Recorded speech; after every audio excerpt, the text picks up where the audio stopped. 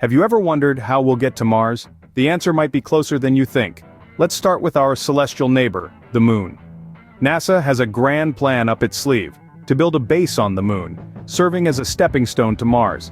It's a logical move, considering the Moon's proximity to Earth and its potential as a pit stop for Mars-bound missions. But NASA isn't alone in this space race. Enter SpaceX and its audacious founder, Elon Musk. Musk is no stranger to ambitious undertakings, and his sights are firmly set on the red planet. His timeline, Mars by 2026 and colonization by 2029. It's a race against time, a race against competitors, and ultimately a race for the future of humanity. So the Moon isn't just our neighbor, it's our launch pad. Elon Musk has a dream, and that dream is Mars. A vision that many would say is far-fetched, but Musk, the maverick entrepreneur and founder of SpaceX, is determined to make it a reality. He has set an ambitious timeline for himself and his team, aiming to touch down on the red planet by 2026 and establish a human colony by 2029. But let's take a step back and consider what this really means. Mars is a world vastly different from our own. Its atmosphere is thin and composed mostly of carbon dioxide. It's cold, with temperatures often dropping to -80 degrees Celsius. There's no liquid water on the surface, and the terrain is rough, with the largest volcano and canyon in the solar system.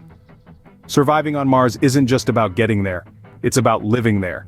It's about creating a self-sustaining environment where humans can thrive. Mars, the red planet, is looking more and more like our next home. Water and oxygen sounds simple, right? Not in space. For 25 years, the International Space Station, or ISS, has been a lifeline for astronauts, providing them with the essentials they need to survive: fresh water and oxygen. But how? Thanks to two ingenious systems: the Water Reclamation System and the Oxygen Generation System. The Water Reclamation System is a marvel of engineering that purifies water on board the ISS, making it suitable for use again and again. It's all about efficiency and reducing waste in a place where every drop counts. The Oxygen Generation System is another key player in this survival game. It uses water, yes water, to produce oxygen for breathing through a process called electrolysis. It's a brilliant solution to a complex problem. Water and oxygen, two essentials that we take for granted but are a matter of life and death in space. What if we could turn waste into fuel? In space, we can. Here's an intriguing fact. Methane gas, a byproduct of life support systems aboard the International Space Station, is currently being released and expelled into the abyss of space. But what if we could repurpose this so-called waste? Consider this: methane gas has the potential to be a powerful fuel source.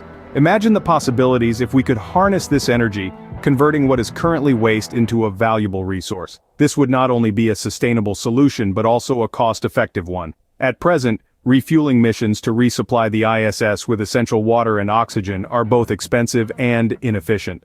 These missions put a strain on resources and time, two things that are incredibly valuable in the realm of space exploration. By utilizing methane gas as fuel, we could significantly optimize these processes. In space, waste not, want not. This saying could take on a whole new meaning if we can unlock the full potential of methane. Breathing on Mars sounds impossible, right? Not anymore. There's a device on board the Perseverance rover, a little box of tricks called MOXIE, and it's been doing something extraordinary. It's been making oxygen. Yes, you heard right, oxygen on Mars. How does it do it? By pulling in the carbon dioxide from the Martian atmosphere, and through a process of heating and electrolysis, it separates the oxygen out. Neat, huh? But here's the catch.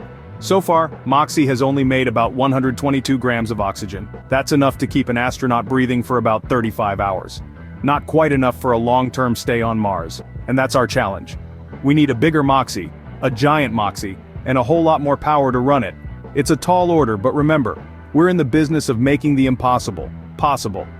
With MOXIE, we're not just surviving on Mars, we're living. So, what does the future hold for Mars colonization? Our journey into the cosmos is filled with ambitious plans and groundbreaking technologies. The moon base being planned by NASA serves as a stepping stone towards quicker and more efficient Mars journeys. The race is on, with pioneers like Elon Musk aiming for Mars colonization within this decade. Survival on the red planet hinges on essentials like oxygen and water. The International Space Station has been creating these necessities in space for 25 years using systems like the Water Reclamation System and Oxygen Generation System. The potential of methane as fuel, currently wasted on the ISS, could be a game changer. Groundbreaking advancements like the MOXIE device, which generates oxygen from Mars' carbon dioxide atmosphere, are bringing us closer to making Mars habitable. While the challenges are significant, the human spirit of exploration and innovation is relentless. Mars colonization may sound like science fiction, but we're closer than ever before.